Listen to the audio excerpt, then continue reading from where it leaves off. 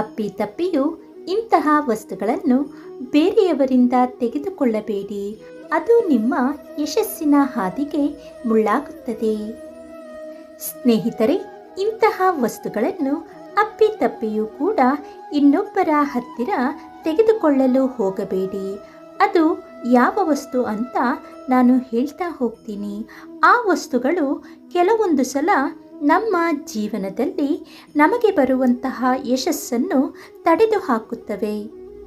ಅಷ್ಟೇ ಅಲ್ಲ, ನಮ್ಮ ಜೀವನಕ್ಕೂ ಕಷ್ಟ ನಷ್ಟವನ್ನು ತಂದುಕೊಡುವಂತಹ ಶಕ್ತಿ ಅದಕ್ಕೆ ಇರುತ್ತದೆ.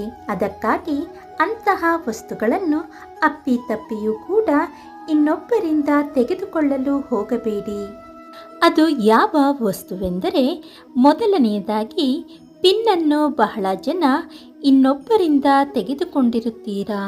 ಅದರಲ್ಲೂ ಕಬ್ಬಿಣದ ಪಿನ್ನನ್ನು ಇನ್ನೊಬ್ಬರಿಂದ ತೆಗೆದುಕೊಂಡಾಗ ಅದು ನಿಮ್ಮ ಯಶಸ್ಸನ್ನು ಎಷ್ಟೋ ಕಡಿಮೆಗೊಳಿಸುತ್ತದೆ.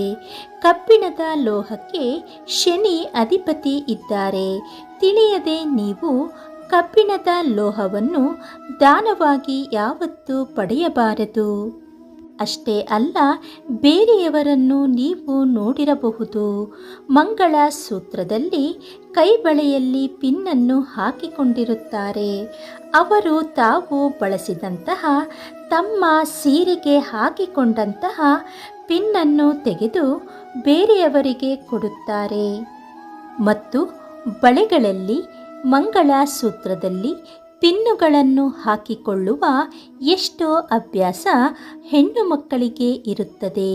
ಅಂತಹ ಪಿನ್ನುಗಳು ಅವರ ದೇಹದಲ್ಲಿ ಧರಿಸಿದಂತಹ ಪಿನ್ನುಗಳನ್ನು ನೀವು ಅದನ್ನೇ ಧರಿಸಿದಾಗ ನಿಮ್ಮ ಯಶಸ್ಸನ್ನು ನೀವೇ ಕಳೆದುಕೊಂಡಂತೆ ಆಗುತ್ತದೆ.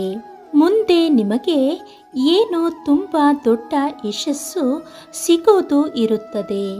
ಅವರಿಗೆ ಏನೋ ಕಷ್ಟಗಳು ಬರುವಂತೆ ಇರುತ್ತದೆ.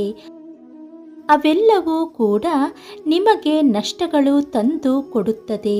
ಅದಕ್ಕಾಗಿ ಆದಷ್ಟು ಯಾರ ಹತ್ತಿರ ಕೂಡ ಹೊಸ ಪಿನ್ನುಗಳನ್ನಾಗಲಿ ಅಥವಾ ಅವರು ಧರಿಸಿದಂತಹ ಪಿನ್ನುಗಳನ್ನಾಗಲಿ ತೆಗೆದುಕೊಳ್ಳಲು ಹೋಗಬೇಡಿ.